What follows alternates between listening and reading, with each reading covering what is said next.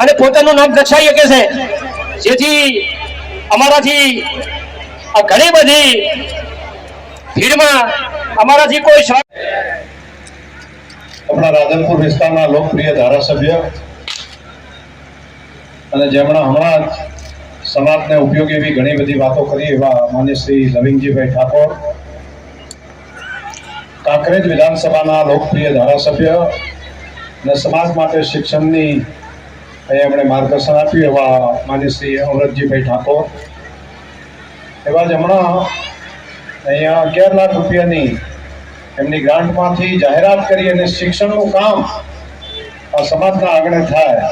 એવું કામ કર્યું એવા વાવ વિધાનસભા વિસ્તારના લોકપ્રિય ધારાસભ્ય માન્ય શ્રી સ્વરૂપજીભાઈ ઠાકોર. આપણે બધા ભાગશાળી છીએ કે દાસ બાપા પૂજ્ય સદારામ બાપાના વતી અહીંયા એ જગ્યાથી આપણને આશીર્વાદ આપવા માટે અહીંયા પધાર્યા છે, તો એમનો પણ આપણે હૃદયથી ખૂબ ખૂબ આભાર અને ધન્યવાદ માનીએ. બધા સ્ટેજ ઉપર ઉપસ્થિત તમામે તમામ આગેવાનો, વડીલો, બધાના નામ લઈ શકાય એવા છે, તમામે તમામ આગેવાનો. અમારા ધારાસભ્યો ત્રણેય એવા છે ને કે વિધાનસભાની અંદર જિલ્લાના માટે કરીને પ્રશ્નો પૂછવા માટે, ત્યાં આગળ વિધાનસભામાં પ્રશ્નોના ઉકેલ આવે માટે મારે અનેક વખત એમને વિધાનસભામાં રજૂઆત કરતા હું સાંભળું છું.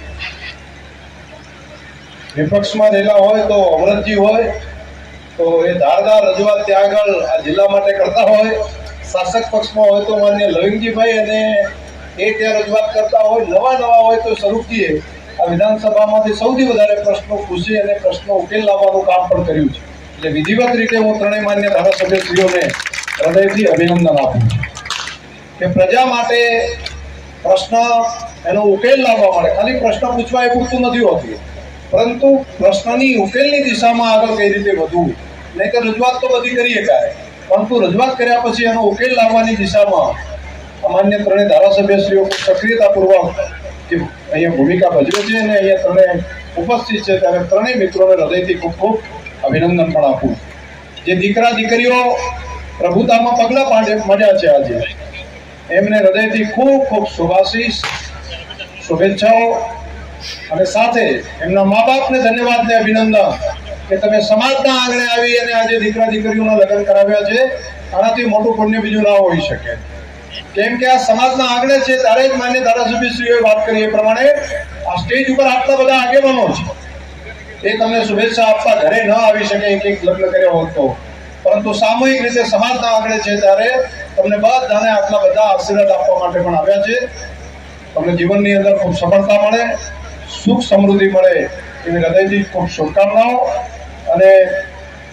આજે તંત્રી અમારે માપનું બોલ્યા એટલે તમને અભિનંદન, આવું માપનું રાખશું. તમે થોડા કડક પડો છો બધા તંત્રી, મારે તો કહેવાય.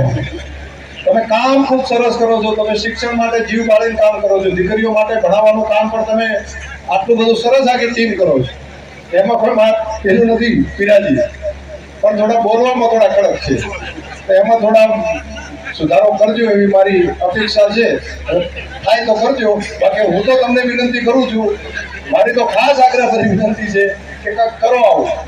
થોડું સુધારો કરશો ને. હોશિયાર માણસ છે, એમણે યુરોપની વાત કરીને અમે બધી આખી ટીમ પહોંચી ગઈ હતી. એમને કંઈનો કંઈ વિષય પાસપોર્ટ ને વિઝામાં પ્રશ્ન હતો, તો 2-4 દિવસ મોડું થયું, તો પછી વાત કરી મને કે સાહેબ તમે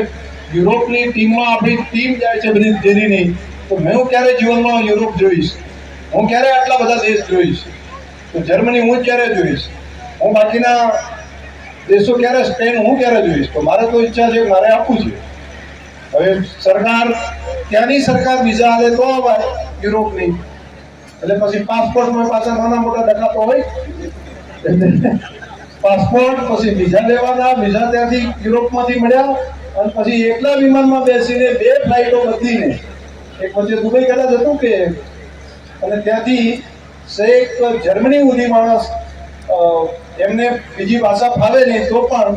ત્યાં પહોંચી ગયા અને સમયસર ત્યાં આવ્યા. અને અમારી સાથે પણ ઘણો બધો અભ્યાસ પણ કર્યો હતો,